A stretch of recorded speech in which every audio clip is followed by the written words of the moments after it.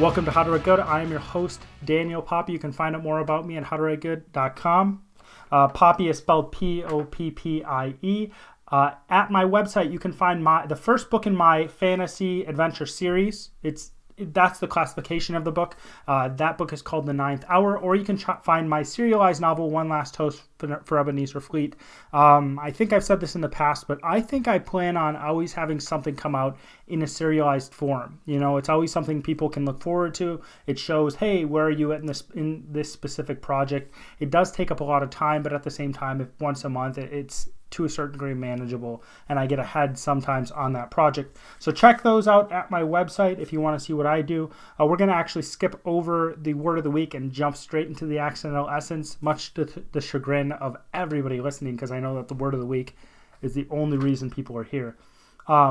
Last week I talked about craft, and I'm just going to give a quick overview of what I talked about to prime you and remind you what I did so you can kind of connect it to this week. So I talked about how we had this shift in a paradigm in terms of art over the past century, let's say. Maybe even more, maybe a little less. I think it was around the First World War, possibly a little bit before this, when this started to happen. And the shift started with the subjectivity of the human experience, right? It started with people saying, hey, humans don't exactly experience things as they see it all the time. There's more to the human experience. And then it shifted more and more away from the craft and how things were put together toward the meaning behind those things. And I'm arguing that we should actually go toward this idea of craft instead of away from it. That meaning matters, but meaning isn't as important as craft in this area. So I also talked about how if you're a writer or you're a musician, this makes more sense because if you see music that is just based on the meaning that the musician puts behind that music, it's going to make no sense. It's going to be noise. You're going to have somebody like John Cage. You're going to have somebody like Cage, I think his first name is John, who decides that if you have 4 minutes of silence, that's music. And most people in the world are going to say, no, that's not music. That's not good at all. Or you're going to have people who you toss something at the wall and you call it art. And I'm not actually making it hyperbole when I say that, hey, tossing something at the wall and seeing what sticks is art, because we just had a banana that was taped to a wall that was considered art. Okay, so saying that I'm going to take a clump of dirt and chuck it at the wall and whatever hits and whatever it makes, that's art. It's about the same effect if you just duct tape a banana to the wall. Again, so we're talking about craft, and we're talking about how craft matters in any artistic endeavor, anything that has any area that humans are creating something, the craft matters. And the only reason that we have been able to push against this idea of craft mattering is because these things we are seeing in the artistic sphere are not practical. You never get away with saying that craft is secondary to the meaning if we're making a chair. No, craft, the making a chair, it is central to making a chair that you can do that well, right? Nobody's going to buy a chair. Nobody's going to even say it's a chair unless you do it well. So craft, again, just to remind you, is how you do things, okay? And it depends on which sphere you're in. But these rules that have been created by artists, musicians, writers of the past, and other individuals who've helped come up with these rules, logicians, I would say, grammarians are all helping add to these rules as well. These rules are a reflection of how the world actually works. Are the rules perfect? No, because those people who are looking at the world and trying to make decisions on how things work might actually get the information incorrect. But the rules for visual art are based off of how humans interact with colors and the visual space around them. That's simplifying it, but it's actually how humans on a physiological level and a psychological level interact with the world.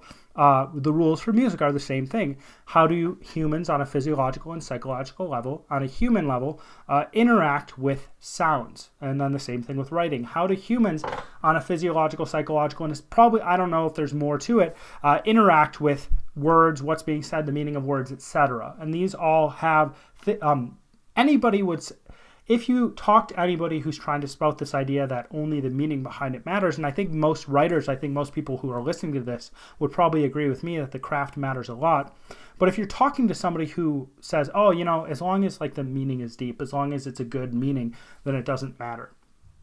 But I think most of these people would would agree with you that visual art does exist. The human mind does exist. The eye does exist. The way in which the brain processes the visual sensations, the stimuli, does exist, and it goes with all these other artistic areas as well, right?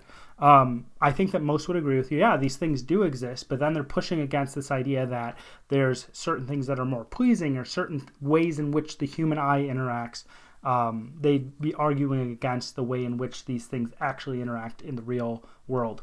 For example, and I think I said this last week, if you have two colors next to each other, the human eye, the perception of the human is actually changing one of the colors, right? The human eye can change a color, or the human mind changes that color based on the fact that it's up against another color. And that's another rule within that artistic field. I'm not sure which colors change with which colors, but if you have white next to a red, you're going to have that white have more of a reddish tint, I believe. Maybe it's a greenish tint, but I believe that's going to change the color in that sense. So you're going to have to know that to be able to put things together. Now we're going to get into new stuff. So looking at art this way assumes a world exists and a world is orderly, and we can understand that world. Okay, art is based off that world, and specifically it is based off of one aspect of that world. Going back to writing.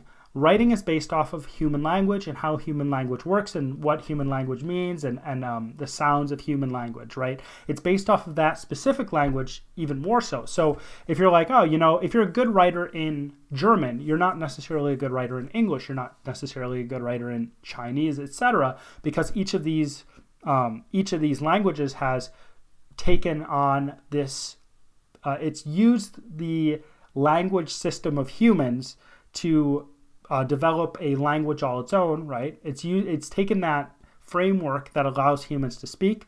It's developed a whole system of language that isn't based. It's different than other systems. It varies. You can't understand what that language system is saying unless you actually understand the language, if you know the language. And because it has certain sounds, because it has certain rules within it, it's going to be a different way in which that language is written to make it good. That was a butchery of the English language. I'm sorry about that. But what I'm trying to say is that each language is going to have a different way it does things. It's not interchangeable, which I think is really cool. So art is based off of one aspect of that world, and it depends on, in terms of language, it even depends on the individual language. It even depends on the individual dialect within that language. So the British are going to write differently than Americans, right? If you have me writing the same book as someone who's British, we're going to have a very different way in which we write that book just because of the fact that we speak differently. We use the language in a different way.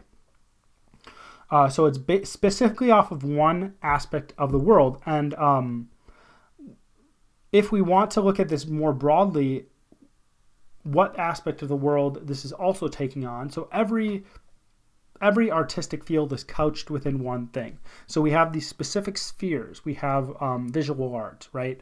We have music, we have writing, we have sculpture, we have photography, if you want to throw that in there. We have film, etc. We have storytelling. That is even another aspect that I would separate out from writing itself.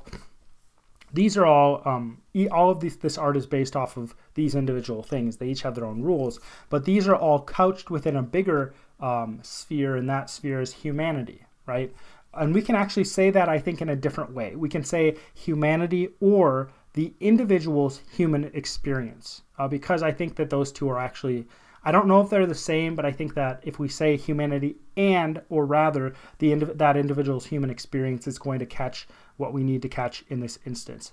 That's a very complex thing to talk about if you're talking about humanity as a whole, or even an individual's human experience. It gets really into really dicey territory where it's hard to piece things apart. And I'm not going to go into that right now. As writers, it's probably easiest to understand the individual experience. I think it's easier for us writers to understand the individual experience than other artistic endeavors, because what we have to do is we have to understand it in a spoken way, right? If you're playing music, you don't have to understand it in a conscious way. You just have to understand that it connects to that human experience, because as a writer, you're trying to convey artistic experience through words. You're trying to convey it in a very concise, in a very specific way. And I think I'm jumping there. I'm jumping into a different part of this. My pages weren't lined up, so that's what was happening. And when you're looking at it from a viewpoint of a writer, and I think most writers understand this better, you understand that you have your own viewpoint. You understand that when you take on an artistic endeavor, and this goes back to that individual's human experience, when you take on an artistic endeavor, you have your own biases, you have your own viewpoint, you have your own lens, etc. Okay, and I think it's good and important to understand that's going on, but at the same time, it doesn't necessarily demean the value of what you're creating. I think there's certain things that can get in the way of the value of what you're creating, but at the same time, understanding those biases, the viewpoint, the lens, can help you move past them to get to a more basic human understanding. This comes out, so this idea that we write from our own individual human experience, or we create art from our own individual human experience, comes from this writing aphorism of write what you know. And in a way, you can only write what you know. But for those of you who think, oh man, I'm writing about space aliens, that's not really what I know. They're not.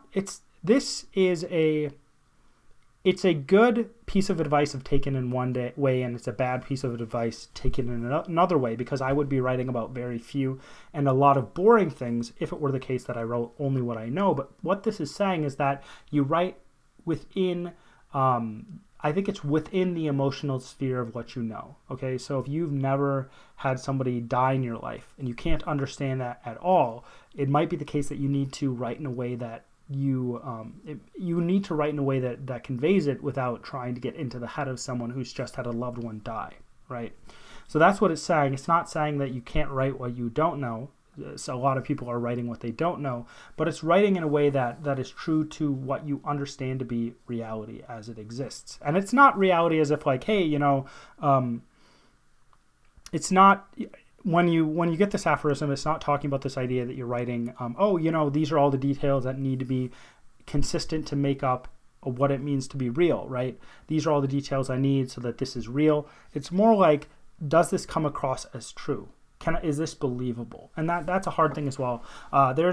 There's a lot of talk about whether things are believable, especially with fantasy. You read a fantasy book, you're like, yeah, but nobody came across as real. And you have other fantasy books that come across in a way where you're like, man, I was immersed into that story. Well, there's tons of elements within those fantasy books that are certainly not real, but the way in which it is written with enough detail and with enough nuance, with enough information, not too much, to allow people to slip into that understanding of what's going on, who these characters are, and what this world is, right? We have a lot of things going on in our world, right? Most fantasy books, I think, that do the best are not simplistic, right? The characters are usually not very simplistic, and the world isn't simplistic, so you can have good and bad intentions in a character. I think fantasy books that probably do it the worst are the ones that only have good characters, only have bad characters, and there's no overlap between them. The good characters can never make bad decisions. The bad characters can never make good decisions. And if you know anything about storytelling, if your characters can never make bad decisions, it's actually a bad storytelling. It's actually bad storytelling because your characters have no room to grow. So that's a whole nother thing, but that's kind of summed up in writing what you know is kind of what I'm saying in a way. You're writing what you understand. You're writing what you know. But you're understanding that you have a lens, you have a viewpoint, and you're trying to move past that to that basic common denominator that you have with other people. I think it's the case that we have more overlap between humans in terms of human experience than we don't. I think that the majority of people are experiencing very similar lives. You go through your day, you have families, and you're going to work and different things like that. So I think that if you try to figure out what those core things are, you're going to do a good job. You're going to do a better job than if you're trying to go way out there and trying to make your reality and make the experience of your characters something wildly beyond the human experience. In an emotional, in a character development / character relationship matter. The stories that are the ones that connect to the most people are something that capture what is at the core of humanity. One of these stories, I would say, that's at the core of what it is to be human, or it captures something at the core of what it is to be human in a good way, in a way that it has made its mark on the storytelling field, made its mark on the world, is Star Wars, right? The original Star Wars is a basic hero's journey. It wasn't trying to do something really complex. It was trying to take that basic human understanding, and it was trying to tell a story with it in a different way. And one of the reasons why George Lucas was so successful in that is because he took things that he was impacted by. He's like, oh, I was impacted by these serial stories where they had adventures. So he took that and he put it into a story. He was impacted by, oh gosh, what's that story? The C-3PO character is actually based on another silent film, I believe, that George Lucas liked. So he was understanding how he was interacting with the world. He was understanding that there was an emotional connection that he had with certain things, and then he was taking those things, he was turning them into his own thing, and then he was putting them into a story. And one of the reasons why the characters and the plot lines and the story, the world itself that he built was so impactful was because he stole, right? I wouldn't even call it stealing, but he took those things that had an impact on him, and because he, when he was a young person, and because he understood that these did have an impact on him, because he did like them, he did implement them in his story, they continued to have that impact, right? He piggybacked off their success. He piggybacked off of whatever they were using to connect to him on a really human level, and it was able to connect to other people as well. And there's an argument to be made whether he had the ability to do that in the prequels, right? So in the prequels, the ones that took place before, I think that he did less of borrowing of information, of storytelling, he did less borrowing from other artistic things than he did in the newer ones, which may have been one of the reasons why it didn't do as well and wasn't as impactful. So some of you may think, well, yeah, you're talking about the individual human experience. You're talking about this idea that craft exists in the real world. It's not just these random bits of information or these random rules some group of people have made. But I would say, if you think I'm wrong, you can feel free to tell me that I'm wrong. But I think that if you're arguing in favor of things not existing, I think you're going to have a hard time, right? If you're saying, we can't really know if the world exists. Well, what are you basing that off of? What are you comparing to say, hey, this exists and this doesn't exist? Or if you say that our minds deceive us, therefore we can't be certain of anything, you're using some sort of logic, right? And if you're saying, oh, our minds deceive us, well, how do you know your mind isn't deceiving you about deceiving you? So I think it's circular in a way. So I think it actually cuts in my favor. Like I said in the last episode, I don't think it's really useful. But I and the vast majority of people as well are interacting with a world that does appear to be very real. Okay, if you're someone who wants to argue against that, we're interacting with a world that seems to be extremely real, that seems to be, we touch it, we feel it, we interact with other people, and we all say, hey, this seems to be a real place. It doesn't seem to be the case that this is a simulation or this is just our minds playing tricks on us. And in the same way, since this world is real, we can look back and can say, okay, the world is real, and these rules of these different artistic endeavors are real as well. And these rules direct craft. Okay, it's kind of like Pirates of the Caribbean, where it's like, oh, what about I think that Johnny Depp's character was like, yeah, I want to parlay, and then they parlay and they take advantage of the fact that he's trying to just talk to them. And I can't remember the characters' names, but the captain of the ship is like, well, those are just guidelines. So the rules direct the craft, and they are guidelines, and they are important. The guidelines aren't necessary. The guidelines are important. The guidelines aren't always true. The guidelines aren't always telling us what is the case in the real world, but the guidelines are important. We might be wrong about certain rules, but at the same time, we need to understand what those rules are, because if we don't even understand what those rules are, we can't argue against specific rules and change those rules. I think that this idea that we can just put meaning in place of art, I think one of the reasons why people think they can do that is they think they can just tear down the system entirely, because people think that, oh, if we tear down the system and we rebuild it in the way we want it to, then, the world will conform to what we are doing. But that's not how it works. The world doesn't conform to what you're doing. The world, society, reality itself doesn't conform to what you're trying to do. What you're trying to do is understand society, the world, reality itself, and you're trying to work within that system.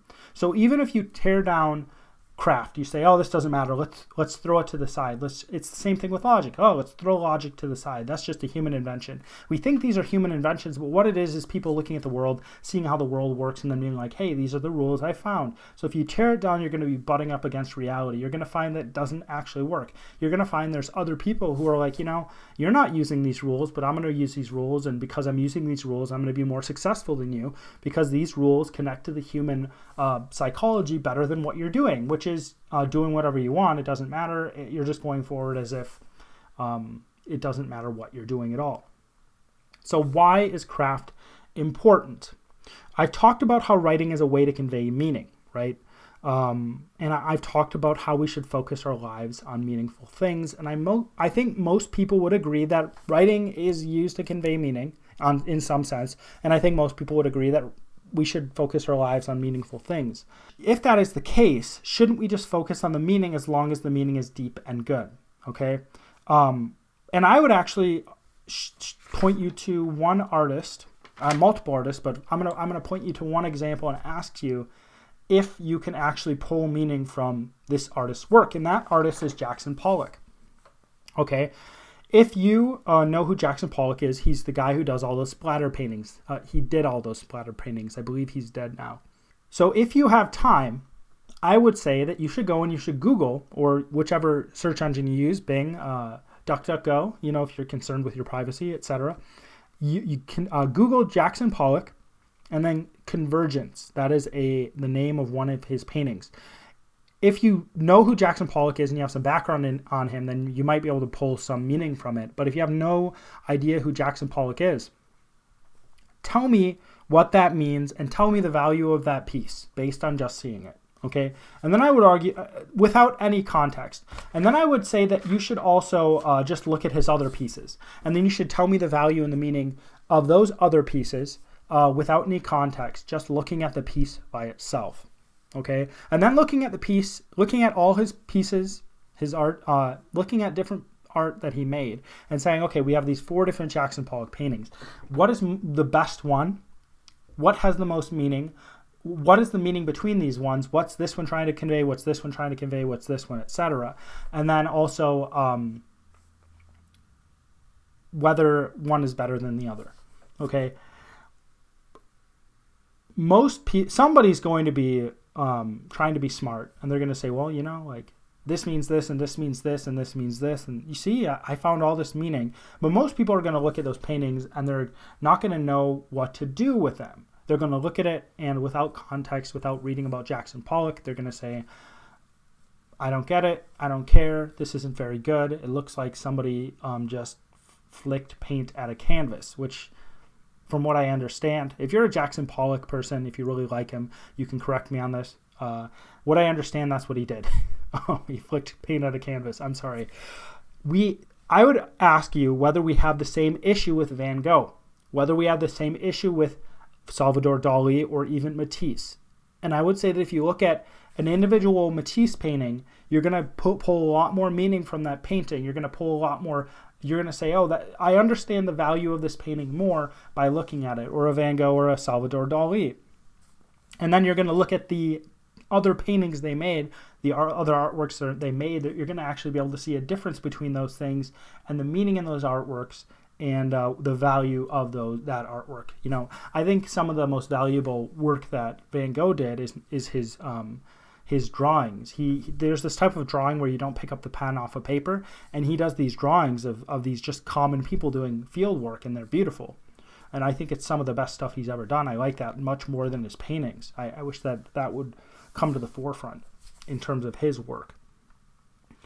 I think that we can do a better job of pulling meaning and value from these artists without background knowledge. And I think that if you look at Jackson Pollock, you almost certainly need background knowledge. The background knowledge is valuable. I think it's I think it's fun, and I think it's good to read about artists and understand why they made what they did. And in some cases, the artist makes something and they have a different reason than what it seems to convey in the artistic piece. But why did they make what they did? I think that's good. But the background knowledge, the background information about these artists is not the art itself, okay? If the background knowledge was the art itself, then you would think that we'd have these page upon page upon page that is required reading every time we look at a Pollock or a Matisse or a Dali or a whatever artist we want to talk about. We would think, we need to read this because this is part of the art itself. And some of you may think that the background information is art, but I'm just going to leave that to you to answer. I'm not going to answer it right now. It's a discussion about what art is, and that's a huge discussion that I can't get to the bottom of. So let's talk about communication, okay? When we think about communication, when I talk to someone, I can't just say what I want to convey, whatever I want to say to convey a specific meaning. That dog is mean. But if I tell someone, don't go buy that dog, it's a mean dog, it does not mean the same thing as, oh man, my coffee's really good, right? And even if I say, oh man, my coffee's really good, and I mean, that dog's mean, don't go buy it, it doesn't work. I'm not allowed, I guess I am allowed to do it, but it's going to convey my coffee's good. It's not going to convey that the dog is mean. They're not the same thing, and they're not interchangeable in terms of how language works. What if I create my own language? Well, first off, it's still based off of your own original language, and it's useful except with talking to yourself. And it's probably more practical to just talk to yourself in your original language. But if I make my own language and I share it with no one, then it is pointless to try to talk to somebody with that language because that person doesn't know that language. Language is a feature of reality, and this is me being a broken record. Language is some part of reality, and it has rules because it's part of reality. You don't have the ability to recreate language according to what you want, right? As in, I can't walk into a situation, make up a language, and assume people are going to understand that language. There has to be some agreement between me and other people when making up that language. When you are actually speaking to somebody else, you must follow the rules of the language that you're actually using. Otherwise, you can't communicate, right? If you don't know the language, you can't communicate. And in the same way, if you don't know the craft, if you don't know what craft is, you don't know the rules of the craft, you can't communicate, because art is expression. We've heard that before, that, this is my expression in my art. And when we look at art, if you understand it from a language perspective, in terms of writing, the language is your medium. But in terms of other artistic fields, your artistic medium is the language you're trying to express things in, okay? If you don't know how that medium works, you're handicapped in your ability to communicate in that medium, right? If I can't paint, I'm going to be handicapped in my ability to communicate in that medium. And this parallel between art and language, or the medium and language, is a lot more similar than you would expect. Certain things are features of reality that we have little control over, okay? We don't have much control over of how physics works, the sun, the shape of the earth, or the way that the earth orbits around the sun, travels through space. But we do have some control over some things. Some things we have more control over than others. So in terms of art, we have a lot of leeway in terms of what we can do within the artistic field. So painting, music, writing, we can do a lot in those things. And even when we look at language as a collective, we can change language into a different language entirely when we do it together. But we don't do it consciously. Language changes generation by generation by generation. I believe the time limit for a language where you can understand the last one is about 500 years, which means that in a little while, we're not going to be able to understand Shakespeare, or maybe it's like 700. In a little while, we're not going to be able to actually understand Shakespeare. We're going to have to learn Middle English to be able to understand it. But we have the ability to change language as a collective essentially into an entirely different language. Okay, and that's actually how language worked and how language came to be in a lot of different places. So so in terms of the history of English, you had the Proto-Indo-European language, and that split off into things like the Indian language, as in the Indian subcontinent. It split off into the European languages, or most of the European languages, which it split off into the Germanic language tree. The Germanic language tree split off into German. It split off into Norwegian. I believe it's Dutch as well. All the Scandinavian languages, as well as English. And then English progressed through the ages. It went from I believe it's called Early English, Middle English, and now we have the Modern English. So it split off, and then we have the variations on English today. And if we allowed those variations on English today to exist in isolation and change within an isolated sphere, we'd eventually get languages that are different languages entirely.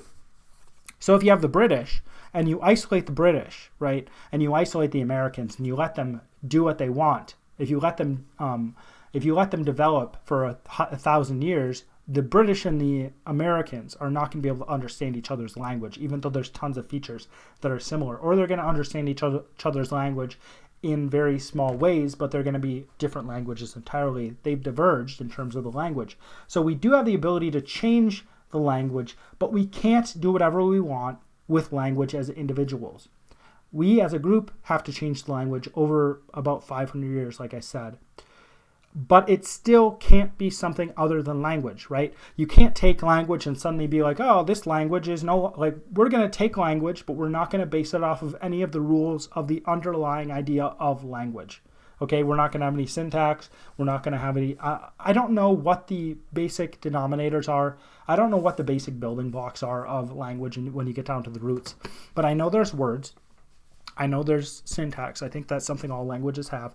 Even sign language does. They develop a syntax. There's meaning of the words. I believe that there's some sort of grammar, right? Syntax is part of grammar. And there's other aspects that do not change. All these languages have these different things that are in common because that is what makes them a language. And when we look at our artistic fields and we say, hey, we don't need these rules. When we look at painting and we say, we really don't need these painting rules, we can do whatever we want.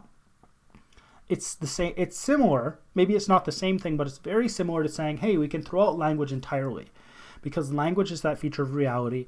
How we interact with the world on a visual, in a visual medium is a feature of reality. How we interact with the world when we're listening to music in terms of our ears and the auditory sensations, that has rules. That is a specific way. And then how we interact with language, like I've been talking about with writing, is a specific way.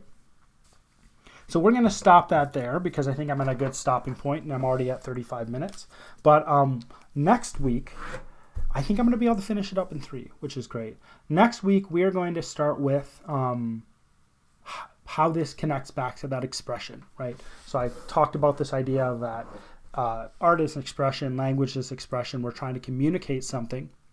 So next week, we're going to jump back into why it matters that we use craft in communicating things, expressing those ideas in painting, in music, and in writing, or any other artistic endeavor. Congratulations, you got to the end of my podcast. So you either had to listen to my voice or you had to listen to my voice and watch my face, which I don't envy you. Let's just say that. But if you're someone who likes this podcast and you're thinking, I'd like to support him in this podcast or the other creative things he's doing, creative things I'm doing, there's a few things you can do, because some people don't know what they can do to support people who create stuff. So these are the few things you can do that will really, really help me. First of all, check out my website. Check out the other things I'm doing. Second, comment on things, share them, like them, subscribe. Subscribe if you haven't already. And the third thing you can do is give reviews on different places, all right? So the biggest thing for this podcast is going on to iTunes, giving it an honest review, telling people why you like it, telling people why you hate my voice, why you hate my face, but telling people why they should really check it out, despite the fact that I have so many failings in terms of looks and voice. other than that, if you want to check out my books, grab a copy of the book and listen to the serialized novel. Give digital copies away. That's a really big thing too. I always want to give you something that is valuable to you. I always want to give someone listening to this podcast something that's going to stick with them, or a book that they can actually own. And you can own that book for very, very cheap. So go check that out on Amazon. The different things I said: subscribe, upvote, comment, share, and definitely give it a review on iTunes. All right, as always, my name is Daniel Poppy, and this is How to Write Good.